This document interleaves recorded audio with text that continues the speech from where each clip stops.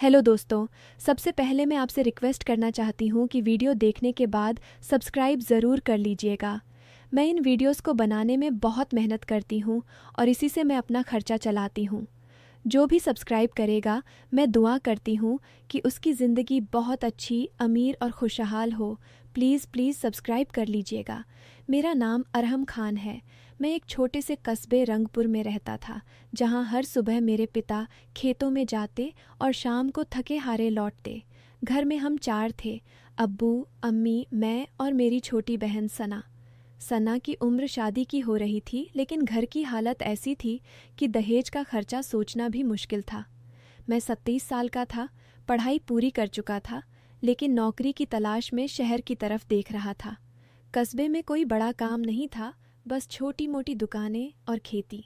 मैंने online course करके account सीखा था और आखिरकार एक एनजीओ में जॉब मिल गई, नूर एजुकेशन सेंटर, जो गरीब बच्चों की पढ़ाई के लिए काम करता था। शहर आना पड़ा, लाहौर। पहले दिन जब मैं ऑफिस पहुंचा तो दिल में एक अजीब सा डर और उत्साह था। यहाँ सब कुछ तेज़ था, गाड़ियाँ, लोग, आवाज़ें। मुझे कोऑर्डिनेटर बना दिया गया था। बच्चों के स्कूल प्रोग्राम को मैनेज करना, फंड जुटाना, टीचर्स को सपोर्ट करना। पहले हफ्ते में ही मुझे इनाया से मुलाकात हुई। वो सेंटर की वॉलंटियर टीचर थीं, 24 साल की, लेकिन जिम्मेदारियों में इतनी परिपक्व लगती थीं जैसे उम्र से दोगुनी।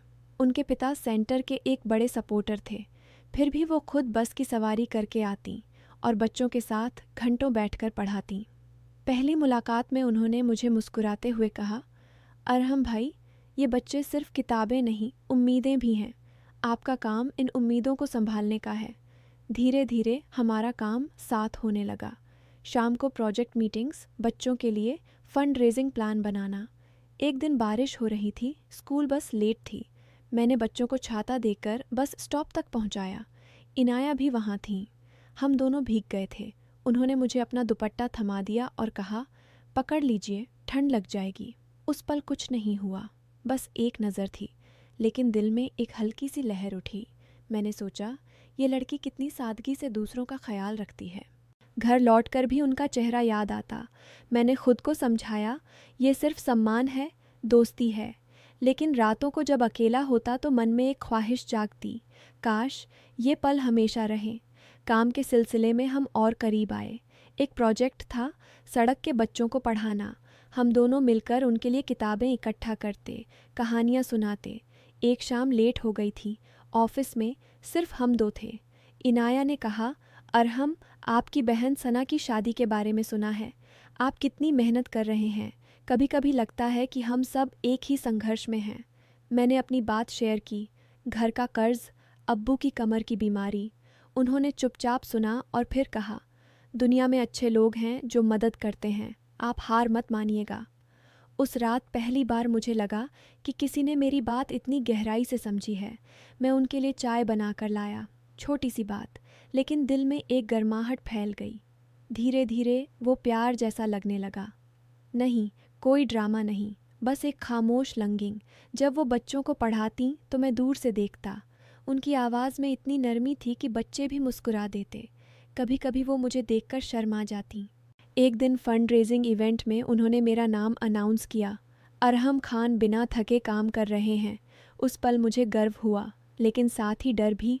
कहीं ये भावना घर वालों को पता चल गई तो कस्बे में लोग क्या कहेंगे। फिर भी मैंने खुद को रोका नहीं। हम बातें करते, सपनों की, परिवार की, जिंदगी की छोटी छोटी खुशियों की। एक बार उन्होंने कहा, अरहम, आप जैसे इंसान मिलते कम हैं, जो अपनी जिम्मेदारी निभाते हैं और फिर भी दूसरों की मदद करते हैं। मेरे दिल ने जवाब दिया बिना बोले, तुम भी तो ऐसी ही हो, लेकिन ज़िंदगी हमेशा सीधी नहीं चलती। घर से फ़ोन आया, अब्बू की तबीयत बिगड़ गई, दिल की धड़कन अनियमित। डॉक्टर ने कहा ऑपरेशन चाहिए, खर्चा 50,000 से ज़्यादा। मेरी सैलरी अभी शुरू हुई थी। मैंने हर महीने घर भेजना शुरू किया। सन्ना का रिश्ता आया था। लड़के वाले ने कहा था, लड़की अच्छी है लेकिन लड़के की नौकरी स्थिर होनी चाहिए।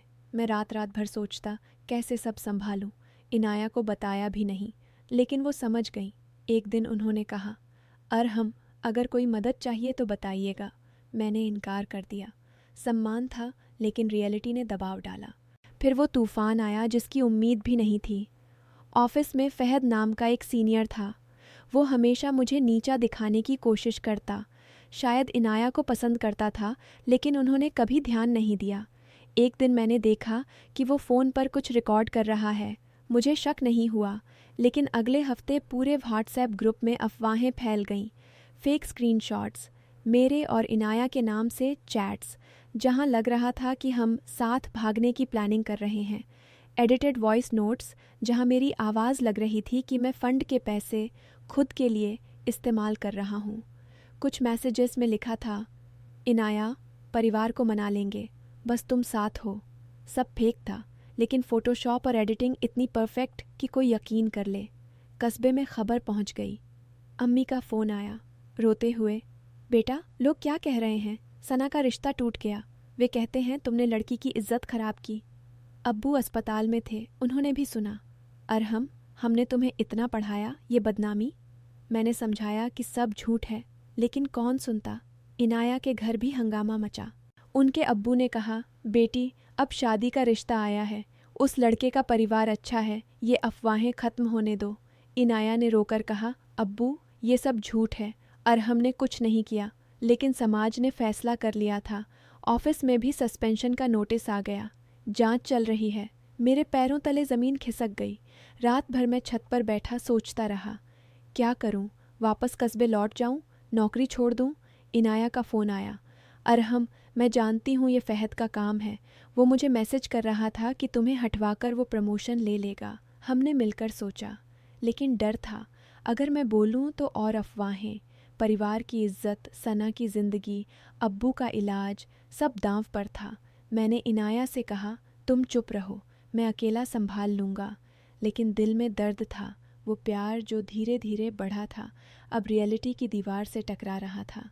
अगले दिन मैंने फहद से बात की। ऑफिस के कैमरे चेक किए, सबूत मिल गए। वो मेरे कंप्यूटर पर बैठकर चैट्स एडिट कर रहा था। मैंने सब रिकॉर्ड कर लिया, लेकिन सबसे मुश्किल वो पल था जब मुझे अब्बू को फ़ोन करना पड़ा। अब्बू, सब झूठ है। मैं साबित कर दूंगा। अम्मी रो रही थीं। सना ने कहा, भैया, लोग हंस रहे हैं। उस वक्त मुझे लगा कि एक गलत अफवाह कितनी ज़िंदगियां तोड़ सकती हैं। जांच हुई। सेंटर के हेड ने कैमरा फुटेज देखी। फहद पकड़ा गया। उसने कबूल किया। मुझे गुस्सा था। अरहम को प्रमोशन मिल रहा था, इनाया उससे बात करती थी। मैंने सोचा सब बिगाड़ दूंगा। फहद के चेहरे पर पछतावा था। उसने इनाया और मुझे माफ़ी मांगी। मैंने कभी नहीं सोचा था कि ये इतना बड़ा नुकसान पहुंचाएगा। उसके परिवार ने भी माफ़ी मांगी। अफवाहें रुक गईं, लेकिन घाव तो रह गए थे। घर में अब्बू का ऑपरेशन हुआ। मैंने अपना बोनस और कुछ उधार लेकर खर्चा किया। सना का रिश्ता फिर से जुड़ा। इस बार लड़के वाले खुद आए। हमने गलती की थी। अरहम जैसे लड़के पर भरोसा किया जा सकता है। इनाया के परिवार ने भी माना। उनके अब्बू ने कहा, बेटी, हमने जल्दबाजी की, अरहम की मेहनत देखी है।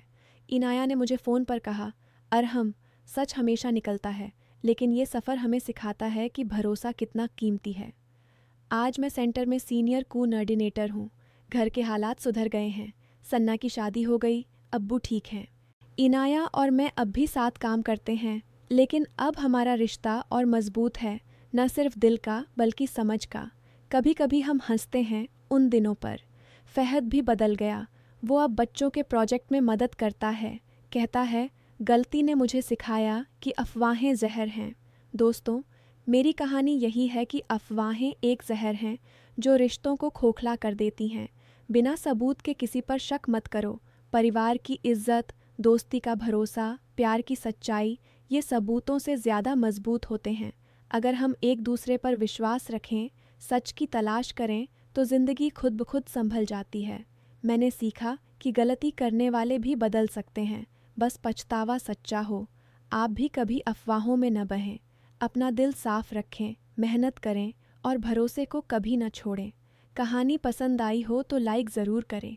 अगर नई हैं तो चैनल सब्सक्राइब कर लें और बेल आइकन दबाएं। अगली कहानी में मिलते हैं। अल्लाह हाफिज़। कॉन्फ्लिक्ट मिनरल्स का बाज़ार टेक्नोलॉजी की तरक्की के पीछे छुपा हुआ एक ऐसा सच बयान करता है जिसे देखकर इंसान को अपनी मॉडर्न ज़िंदगी पर फ़ख्र के साथ साथ शर्म भी महसूस होती है। आज हम स्मार्टफोन, लैपटॉप, इलेक्ट्रिक गाड़ियाँ, गेमिंग कंसोल्स और स्मार्ट डिवाइसेस को तरक्की की निशानी समझते हैं। हमें लगता है कि साइंस और टेक्नोलॉजी ने दुनिया को बेहतर, तेज़ और ज़्यादा कनेक्टेड बना दिया है। लेकिन इन चमकते डिवाइसेस के अंदर जो मिनरल्स इस्तेमाल होते हैं, उनमें से कई ऐसे इलाकों से आते हैं जहां उनकी खुदाई खून, जुल्म, गुलामी जैसी मेहनत और इंसानी हकूक़ की पैमाली के ज़रिए होती है। इसीलिए कॉन्फ्लिक्ट मिनरल्स का मसला सिर्फ तिजारत या सप्लाई चेन का इशू नहीं, बल्कि इंसानी ज़मीर का सवाल है। कॉन्फ्लिक्ट मिनरल्स आमतौर पर उन मिनरल्स को कहा जाता है जो जंगज़दा या कॉन्फ्लिक्ट से मुतासिर इलाकों से निकाले जाते हैं और जिनकी तिजारत से मिलने वाला पैसा मुसल्लह ग्रुप्स, मिलिशियास या करप्ट नेटवर्क्स को मजबूत करता है। इनमें ज़्यादा मशहूर मिनरल्स टिन, टंगस्टन, तंतालुम और गोल्ड होते हैं। ये चारों मिनरल्स टेक्नोलॉजी इंडस्ट्री के लिए बहुत अहम हैं। तंटालम कैपेसिटर्स में, टिन सोल्डरिंग में, टंगस्टन वाइब्रेशन और इंडस्ट्रियल टूल्स में और गोल्ड इलेक्ट्रॉनिक्स के सर्किट्स में इस्तेमाल होता है। यानी जो मोबाइल हम अपने हाथ में पकड़कर मॉडर्न दुनिया का हिस्सा समझते हैं, उसके अंदर कई बार उन लोगों की चीखें दब चुकी होती हैं जो किसी दूर के मुल्क में इस रॉ मटेरियल को ज़मीन से निकालने पर मजबूर किए गए। सबसे ज़्यादा इस मसले का जिक्र डेमोक्रेटिक रिपब्लिक ऑफ कॉन्गो और उसके गिर्द व नवाही इलाकों के हवाले से होता है। यहाँ कई मिनेस पर ऐसे ग्रुप्स का कब्ज़ा रहा है जो मज़दूरों से ज़बरदस्ती काम करवाते हैं, बच्चों को मेहनत पर लगाते हैं और लोकल आबादी को दरा धमका कर अपनी हुकूमत चलाते हैं। माइनिंग सिर्फ एक इकोनॉमिक एक्टिविटी नहीं रहती, बल्कि जंग का फ्यूल बन जाती है। जो मिनरल ज़मीन से निकलता है वो बाज़ार तक पहुँचते पहुँचते अपनी असल कहानी खो देता है। कंज्यूमर को सिर्फ फाइनल प्रोडक्ट नज़र आता है, एक स्लीक फ़ोन, एक पावरफुल लैपटॉप, एक नई बैटरी, लेकिन उस डिवाइस की असल कीमत सिर्फ डॉलर में नहीं होती। उसमें इंसानी जानों, बर्बाद खंदानों और लुटती हुई बस्तियों का हिस्सा भी शामिल होता है। यहाँ सबसे खौफनाक बात यह है कि टेक्नोलॉजी की तरक्की को आमतौर पर एक पॉजिटिव कुव्वत के रूप में पेश किया जाता है। हमें बताया जाता है कि इनोवेशन दुनिया को आगे ले जा रही है, एजुकेशन को बेहतर बना रही है, हेल्थ केयर को मॉडर्न कर रही है और कम्युनिकेशन को आसान बना रही है। ये बात अपनी जगह दुरुस्त भी है, लेकिन जब तरक्की का निज़ाम ऐसे रॉ मटेरियल्स पर खड़ा हो जो खून आलूद सप्लाई चेन से आते हों, तो फिर सवाल पैदा होता है कि क्या हर तरह की वक़ाई तरक्की होती है। अगर एक तरफ artificial intelligence, 5G, electric future और डिजिटल रेवोल्यूशन का जश्न हो और दूसरी तरफ माइनिंग कैंप्स में भूख, तशद्दुद, सेक्सुअल वायलेंस और चाइल्ड लेबर का अंधेरा हो, तो ये तरक्की अधूरी, नाइंसाफ़ और गैर इंसानी लगती है। कॉन्फ्लिक्ट मिनरल्स का बाज़ार हमें कैपिटलिज्म के उस चेहरे से भी रूबरू करवाता है जहां डिमांड जितनी ज़्यादा हो, इंसानी कीमत उतनी ही कम समझी जाने लगती है। टेक्नोलॉजी कंपनीज़ को सस्ता और मुस्तहकम रॉ मटेरियल चाहिए होता है। सप्लायर्स और मिडलमैन अपना मुनाफा देखते हैं। ग्लोबल मार्केट को स्पीड और स्केल चाहिए होता है। इस पूरे चेन में सबसे कमज़ोर शख्स वो मज़दूर होता है जो मिने के अंदर अपनी जान जोखों में डाल कर काम कर रहा होता है। यूज़ ना फेयर वेज मिलती है, ना सेफ्टी, ना हेल्थ केयर, ना आज़ादी। कई जगह वो सिर्फ सर्वाइवल के लिए काम कर रहा होता है, जबकि उसकी मेहनत का नतीजा दुनिया के अमीर शहरों में लग्जरी प्रोडक्ट के रूप में बिक रहा होता है। इस मसले का एक और पहलू ये है कि कॉन्फ्लिक्ट मिनरल्स के बाज़ार में ट्रांसपेरेंसी की कमी बहुत बड़ी प्रॉब्लम है। एक मिनरल मिने से निकालने के बाद कई हाथों से गुजारता है। Local traders, smugglers, transporters, refiners, exporters और मैन्युफैक्चरर्स। हर लेवल पर उसकी असल जगह और असल कहानी को छुपाना आसान हो जाता है। जब तक वो फाइनल प्रोडक्ट का हिस्सा बनता है, कंज्यूमर के लिए यह जांचना मुश्किल होता है कि उसका फ़ोन या लैपटॉप किस कीमत पर बना है। यानी मॉडर्न टेक्नोलॉजी का निज़ाम सिर्फ फ़िज़िकल डिस्टेंस पर नहीं, बल्कि मॉरल डिस्टेंस पर भी चल रहा होता है। जुल्म इतना दूर होता है कि कंज्यूमर को महसूस ही नहीं होता कि वो भी इस चेन का एक हिस्सा है। लेकिन इस पूरी तस्वीर में सिर्फ मायूसी ही नहीं है। कॉन्फ्लिक्ट मिनरल्स के हवाले से दुनिया भर में अवेयरनेस पर ही है। कुछ कवानीन, ऑडिट्स और रिस्पॉन्सिबल सोर्सिंग फ्रेमवर्क्स लाए गए हैं ताकि कंपनीज अपनी सप्लाई चेन की जांच करें और कॉन्फ्लिक्ट जोन से आने वाले मिनरल्स पर नज़र रखें। कुछ एक्टिविस्ट्स, जर्नलिस्ट्स और ह्यूमन राइट्स ऑर्गेनाइजेशंस ने इस छुपे हुए जुल्म को दुनिया के सामने ला कर ये साबित किया है कि बाजार को बिल्कुल बेलगाम नहीं छोड़ा जा सकता। मगर असल चैलेंज अब भी बाकी है, क्योंकि सिर्फ पॉलिसीज़ बनाना काफ़ी नहीं, उन पर ईमानदारी से अमाल भी ज़रूरी है। कंज्यूमर का किरदार भी यहाँ अहम हो जाता है। अक्सर हम सोचते हैं कि एक फ़र्द क्या कर सकता है, लेकिन सवाल उठाना, कंपनी से एथिकल सोर्सिंग की डिमांड करना, सस्टेनेबल प्रोडक्ट्स को सपोर्ट करना और अंधी खरीदारी से बचना छोटे मगर मीनिंगफुल कदम हैं। जब तक बाज़ार को सिर्फ स्पीड, प्रॉफिट और नॉवेल्टी से नापा जाएगा, तब तक कॉन्फ्लिक्ट मिनरल्स जैसी कहानियाँ दोबारा जन्म लेती रहेंगी।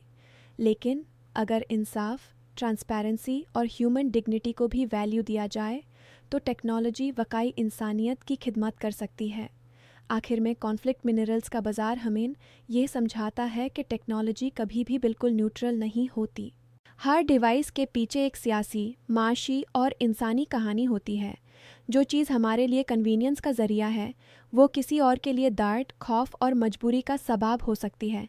इसलिए ज़रूरी है कि हम टेक्नोलॉजी की चमक से इतने अंधे ना हो जाएं कि उसके साए में बहता खून नज़र ही ना आए। असल तरक्की वो होगी जो सिर्फ मशीन्स को स्मार्ट ना बनाए, बल्कि इंसानी ज़मीर को भी ज़िंदा रखे। जब तक एक मोबाइल फ़ोन के अंदर छुपा मेटल किसी मज़लूम की चीख लेकर आ रहा होगा, तब तक दुनिया को अपनी तरक्की पर दोबारा सोचना पड़ेगा।